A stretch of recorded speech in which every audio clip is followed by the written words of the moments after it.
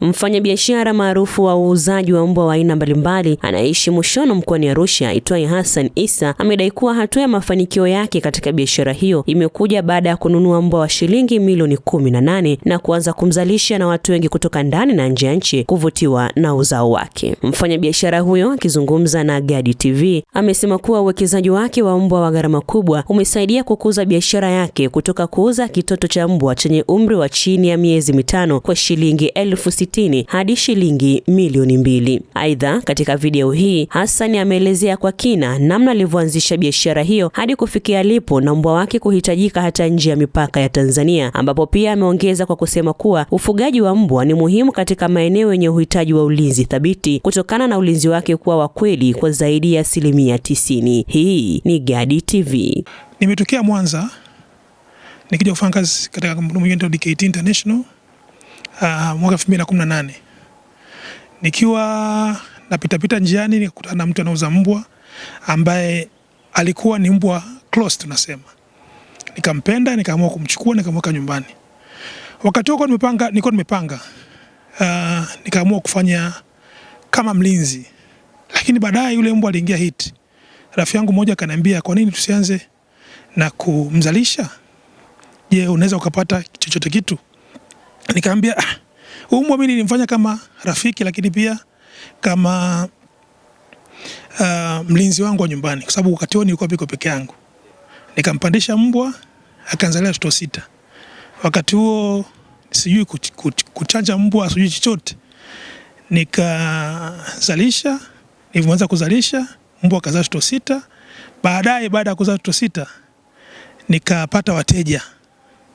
Nikaona mbona kama hii inawezekana ni biashara. Tukaendelea hivyo, mwisho wa siku wale mbwa 6 niliwauza, nikanunua mbwa mwingine ambaye alikuwa anaitwa Cray.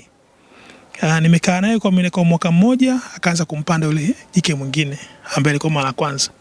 Then after nikaanza kufanya biashara, shilingi 70,000 80,000 nauza papi. Lakini baadaye nikaona mbona kama ni fursa. Kwa nini nisi upgrade? Nilikutana na ndugu zangu wawili. Kuna mmoja anaitwa Deluxe Swai na kuna mwingine anaitwa kakangu anaitwa Soloka. Hao ndio ambao mpaka leo hii ndio wanaonipa nguvu ya kufanya hii biashara ya mbwa. Baada ya hapo niliimport mbwa kutoka Serbia. Mbwa wawili. Anaitwa mmoja anaitwa Bella, mwingine anaitwa Mollis. Nikawafanya wale mbwa wakawa ni biashara. Kila mtu ambaye nilikuwa nikimuelezea hilo wazo alikuwa ananiona kama ni kitu cha kipumbavu. Lakini baadaye niliwazalisha, nikaanza kupiga picha mwenyewe, kuanza kwa post Instagram, nikaona wateja wanakuja.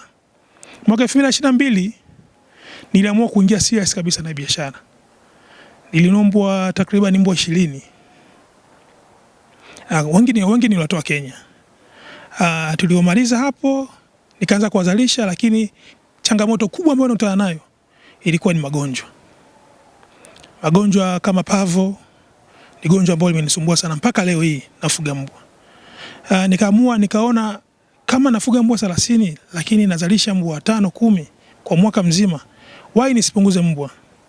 After hapo kupunguza mbwa ndo nikaona kwanza matunda ya mbwa, kwa sababu mbwa wengi wakiwa katika wingi wao wanakuwa wamecontain magonjwa tofauti. So nikajikuta punguza mbwa wabaki wachache, then anza kuwa maintain kwenye usafi wao. So hata kama ulivyoenda hapo nje ulikuta mbwa walivyokuwa safi na mazingira yalivyokuwa masafi. So nikaamua kupunguza mbwa, kujiinvest kwenye elimu ya mbwa, lakini pia kupata uzoefu kutoka kwa mabreeders wengine nje ya nchi na ndani ya nchi pia. So far nina soko kubwa la mbwa. Nauza Kongo, nauza Kenya, nauza Burundi, lakini pia kuna wateja ambao ninaendelea kufuatilia. Kuna wateja kama wawili wako Dubai. So ninahitaji kujua jinsi gani naweza kuexport mbwa, kwa sababu kuna sheria na taratibu za nchi ambazo lazima uzifuate. Lakini so far vision yangu ni kusupply mbwa jeshi la polisi iwe ndani ya nchi yetu, lakini pia ni kuangalia worldwide kuweza kuwasupply mbwa hata mabreeders wengine ambao wako nje ya Tanzania. Mbwa thamani ya juu sana nikiwa link kutokea juu kwenda chini Mbwa wa kwanza ni Bono. Bono thamani yake ni kubwa sana. Bei yake ni shilingi milioni 18. Nilinunua milioni 18. Then anafuata Kendi. Kendi nilinunua milioni 13. Then ninafuatia Mcheli ambao ni milioni 8. Alafu Meli ni milioni 8 pia. Lakini Ricky pia ni milioni 8. Wote hao nilimport kutoka Poland na Serbia. Ndio. Familia yako ilipokeaje kwamba unatoa fedha zote hizo kwa ajili ya kununua? Hakuna mtu alianza kunielewa. Kwa sababu ukiangalia milioni 18 ni pesa nyingi sana. Lakini nani ambaye anaweza kuelewa milioni unaenda kununua mbwa? Watu wanaanza kununua kiwanja, mtu anaanza kununua gari, kununua labda nyumba, kununua kitu gani. Lakini mtu anawaza hiyo milioni 18 mtu anaenda kununua mbwa. Mbwa akija kafa hapo inakuwaje? Lakini kwa sababu niliamini napenda. Niliamini natamani sana kuwa na kitu kizuri na wanishie na watu wengine.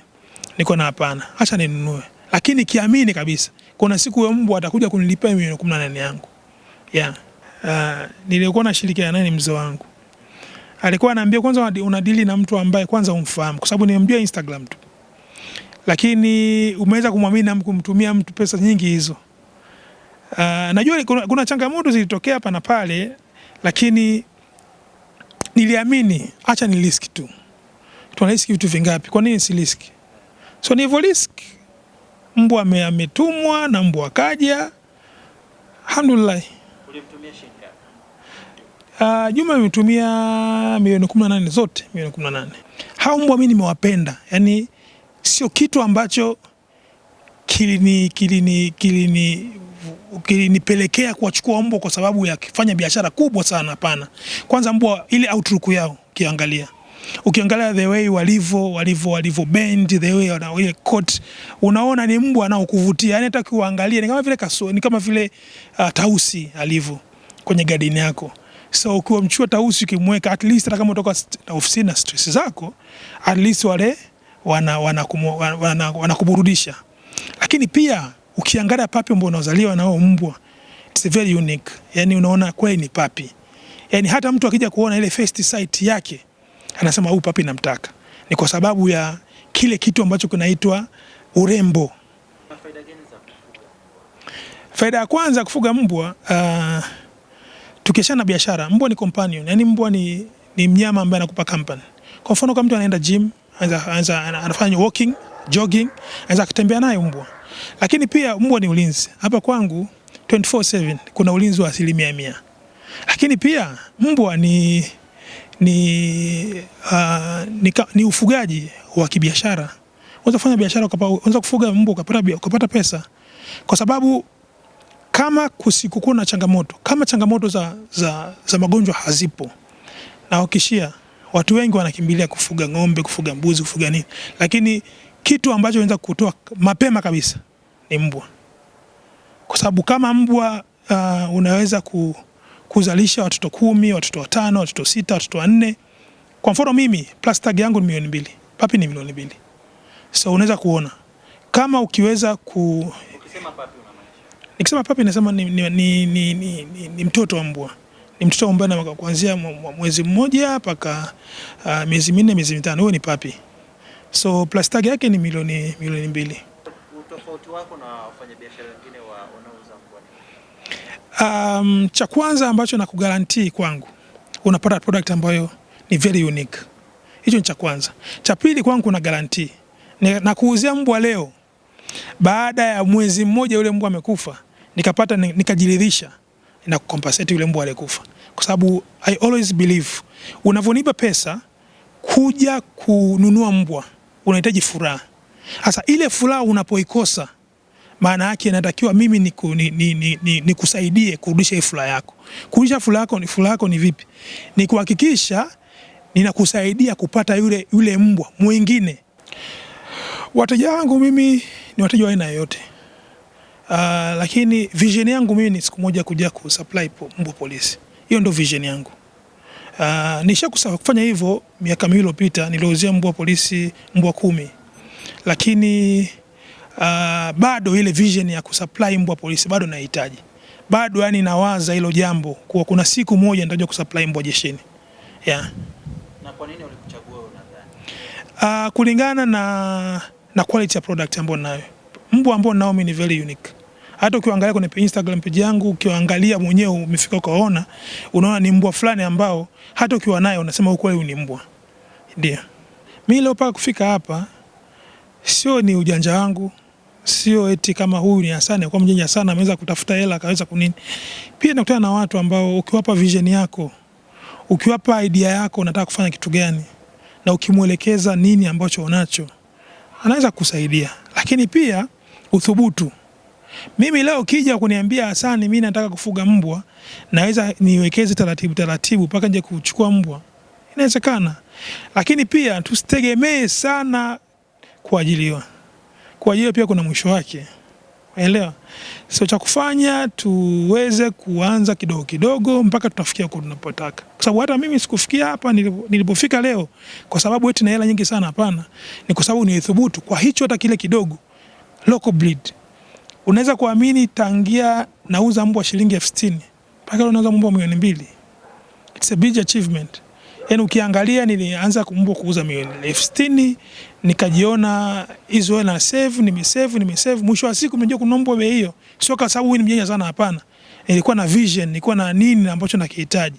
Hicho ndio ambacho kimenisaidia kufika hapa leo. Kwa yule ambaye atahitaji mbwa sasa anapataje? Mimi na Instagram page ambayo inaitwa Hansdog, lakini pia kuna Hansdog_photos, lakini pia tuna namba yangu ya simu 0767 500 795, lakini pia tuna Facebook page ambayo ni Hansdog pia, lakini pia tuna trend pia, tuna page hiyo ni Hansdog pia.